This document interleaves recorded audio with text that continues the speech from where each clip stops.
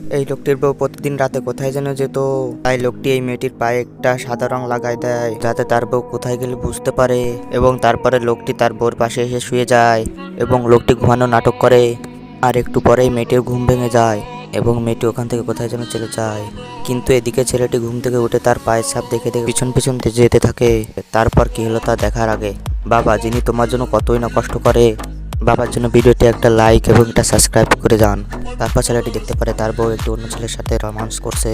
আর এটা দেখে তো ছেলেটির অনেক রাগ হয়। উনি ঘর থেকে একটা হাতুড়ি আনতে যায়, কিন্তু যখনই হাতুড়িটা নিয়ে তাদের মারতে যায় ঠিক তখনই দেখে ওখানে কেউ নাই। আর লোকটি ঘরে এসে দেখে তার বউ শুয়ে আছে। আর লোকটি তার বউকে ঘুম থেকে জাগিয়ে দেয়।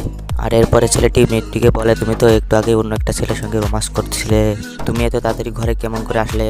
মেয়েটি এই ছেলেটির কথা শুনে বলে, তুমি এসব কি বলছো?